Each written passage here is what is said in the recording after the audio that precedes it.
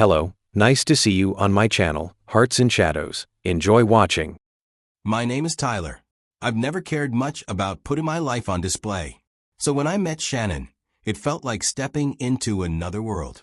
It started pretty casually. I had met her at a mutual friend's event, not knowing much about who she really was online. From there, we got talking. At the time, I had no idea she had a massive following. I didn't know she was what people now call a mini celebrity on TikTok. She had thousands of followers, went live often, and had fans who looked up to her like she was a star. But honestly, that didn't mean anything to me. I wasn't interested in her for what she posted or how many likes she got. I was just intrigued by the woman behind the screen. Early on, Shannon made it clear she enjoyed the spotlight. She'd go live all the time, walking through her day, doing makeup, sharing opinions with people, commenting in real time. I remember watching one of those lives and feeling like I was in a fishbowl. That lifestyle was everything I avoided. But she told me something back then that made me pause. She said, what people see online and who I really am aren't the same thing. She was convincing that I believed her. We began dating a few months after we met.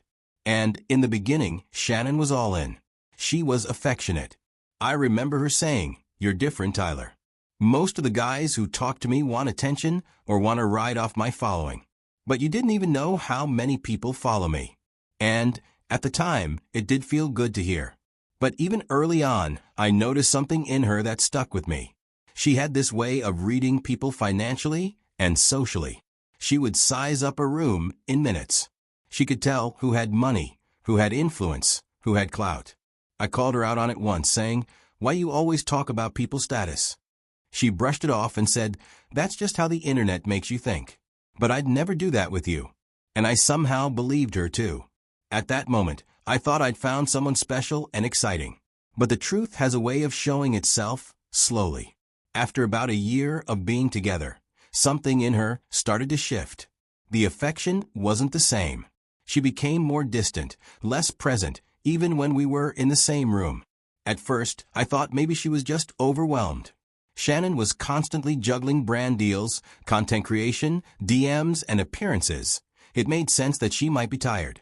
But then I noticed she was still making time for everything else except me. One of the things that had always made me a bit uncomfortable was her constant live streaming when she came around. It was her thing, and I respected that, but I had boundaries. I never wanted to appear on camera. I value my privacy, and I didn't want to be part of the performance. I told her that from day one, and she said she understood. But over time, she started to resent it. She'd call me boring. "Everyone else's boyfriend joins in. Why can't you just lighten up?" She'd say. I didn't want to fight, so I let the comments slide. Eventually, it felt like our relationship became a background prop in the life she wanted people to see online. When we did spend time together, she acted like she was doing me a favor, like her presence was something I should be grateful for. When I tried to bring it up, tell her I felt us drifting apart, it would turn into an argument. She'd get defensive, say I was too sensitive, accuse me of trying to bring her down. So I'd retreat. But that space kept growing. It got worse. She started making little comparisons that stuck in the back of my mind. Comments like, if I really wanted to, I could pull a guy like that without even trying. At first, I thought they were harmless jokes. I told myself not to be insecure. But deep down, they didn't feel like jokes. They felt like warnings I chose to ignore. Despite all of this, I still believed in what we had, or what we could have if we just worked a little harder at it. I wanted to build a future together. So I proposed. I got her a beautiful ring. I picked it myself. I thought the moment would matter more than the price tag. And for a second, it seemed like it did. She said yes. But not long after, I noticed she stopped wearing the ring. When I asked her why, she admitted it wasn't the kind of ring she envisioned. She wanted something bigger, more on brand for someone with her status. Still, she didn't say she didn't want to marry me, just that the ring wasn't her style. I could have been angry. I could have taken offense. But I let it go. I told myself the commitment mattered more than the jewelry. I pushed my hurt aside and focused on the wedding plans, thinking maybe everything would fall into place once we got through this stressful season. But in hindsight, that was just me clinging to a version of her. Planning the wedding with Shannon started off the moment I told her it would be a destination wedding. Her eyes lit up. You'd think I had just handed her a golden ticket to the life she always wanted. She was over the moon, fantasizing about it for days on end. Every conversation we had seemed to circle back to the palm trees, the outfits, the drone shots, the Instagram-worthy sunsets. And at first, I chalked it up to excitement. I figured maybe this was just how some people express joy. But looking back, it wasn't really about us. It was about what people would see. As the wedding date crept closer, her excitement didn't deepen. It just widened. She wasn't talking about what kind of vows we'd write or how we'd grow together after the big day. Instead, it became all about who would be watching, how many likes a photo of her walking down the aisle would get, or what kind of comments she could expect from her followers. She'd go on and on about what her friends said when she showed them the venue or talked about the dress. And I noticed something. When it was just the two of us, she wasn't really with me. She was still performing, still measuring the moment by how it might look online. She got a customized wedding gown, completely tailored to her figure. It wasn't just a dress, it was practically a statement piece. I couldn't help but notice how much energy she poured into how she'd appear, compared to how little time we spent talking about what kind of marriage we wanted to build.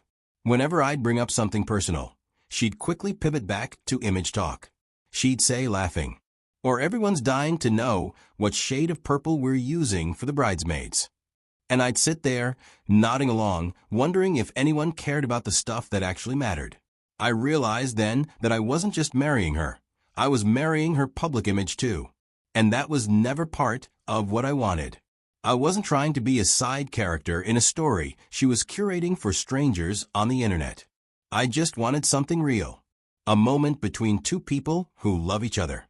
But it was becoming painfully clear that her idea of a dream wedding had little to do with us and everything to do with optics. I knew Shannon was going to have a bachelorette party. That wasn't the issue. We had talked about it. And I knew her friends were flying in, renting a suite, doing the whole girls' night thing. She was excited. I told her to have fun. What I didn't expect was that the whole thing would be broadcast live to the internet. I was at home that night relaxing. I had just finished responding to a few emails when a notification popped up on my phone. Shannon is live. Out of curiosity, I clicked. I didn't think much of it. I figured it would be her showing off the venue or just checking in with her followers for a quick hello. The camera was on. The music was loud. Shannon and all her friends were in matching purple robes, clearly having a good time. They were drinking champagne, dancing, taking selfies, and reading out messages from her followers. It looked like one of those over-the-top girls' nights you see on Instagram. A lot of lights, noise, and performance. I sat there watching for a while, just observing. At first, it was harmless. Just friends being loud and hyped up. Then Shannon, the woman I was supposed to marry in a few days, took the mic. She was visibly drunk, slurring a little, carefree, laughing too loud. She started reading out comments from a chat, joking with people. But then she said something that hit me like a truck. She laughed and looked straight into the camera and asked, "Should I even marry him? I mean, he's nice and all, but ugh." The room exploded with laughter. One of her friends shouted from the background, "Girl, you don't got to go through with it." And instead of defending me, Shannon laughed harder. And that was the moment everything shifted for me. Because it wasn't just what she said. It was how comfortable she was saying it. On camera. In front of everyone. And as crazy as it sounds, all those little things I had ignored over the past year came flooding back in one massive wave. The moments when she made subtle digs about me not being exciting enough for her social media. The times she'd hint that other guys were interested in her and she could easily get someone else. The way she'd pull away whenever I tried to have a serious talk, then twist it like I was the problem. And now, watching her mock me publicly for a cheap laugh. It was like someone finally turned on the light in a room I had been sitting in the dark in for too long. I wasn't just embarrassed. I felt humiliated, disrespected, and most of all, deeply betrayed. This was her letting the world in and dragging me out as the punchline. And I knew in that moment that this wasn't someone I could marry. Not now, not ever. So, I didn't argue. I didn't call her or make a scene. I didn't send a long, emotional message. I simply typed 3 words into the chat: "Don't bother." And that was it. The next morning, while she was probably sleeping off the drinks, I got to work. I contacted the wedding venue first and requested a cancellation. I knew the deposit was partially non-refundable, but I didn't even flinch. Some money is worth losing if it buys you peace of mind. I followed that up by calling the caterer and the DJ, letting them know we were no longer moving forward. One of them asked if everything was okay. I just said it will be. Funny enough, Shannon didn't even realize what had happened right away. It wasn't until she got some sort of notification or maybe a call from the venue about the payment reversal that she finally caught on. That's when my phone started ringing nonstop. From a woman who, on most days, could go a full day without checking in.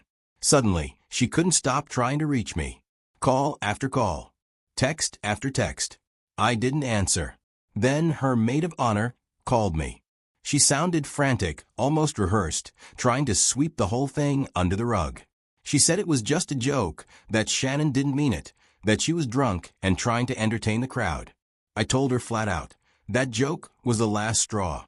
If she can't respect me when she's supposed to be celebrating our future, what makes you think she'll respect me once we're married? She paused, tried to spin it again, but I'd heard enough. I wasn't in the mood to be talked down from a decision that had taken months of disrespect to arrive at. Soon after, Shannon finally texted me directly. She didn't start with an apology, not even close. She opened with, "Why are you being dramatic?" Then followed up with, "It was just for laughs. You're really going to ruin everything over that?" I didn't respond. She kept texting. She said I was humiliating her, that I was throwing away everything over one comment. But the truth is, this wasn't about one comment. It was about a pattern, a deep, consistent lack of respect, in private, and now for all the world to see. She never once acknowledged the weight of what she'd done. Instead, she acted like I was the one who messed everything up.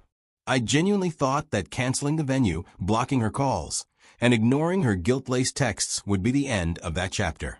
But a week later, there she was, back online, going live on TikTok, but this time the topic was me.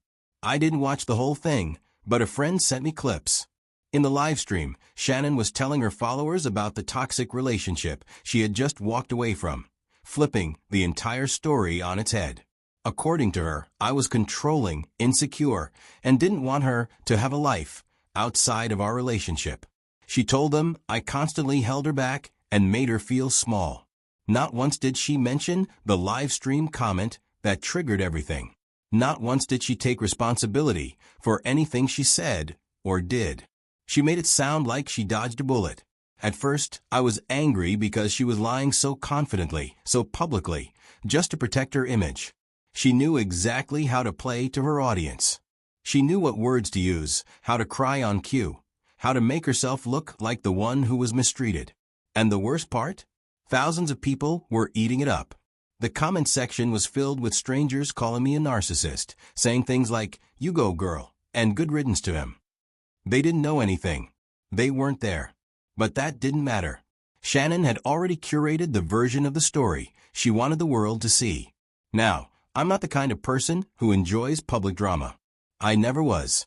But watching her twist reality so easily made me realize something.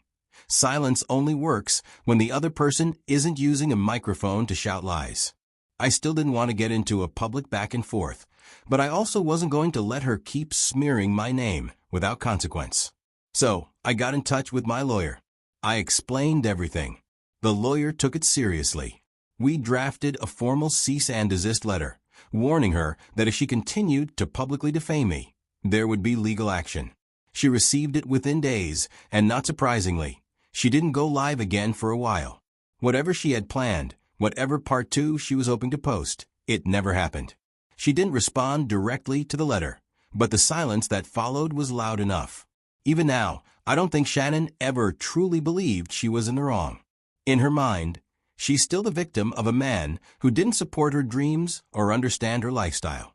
And maybe that's what she'll always believe.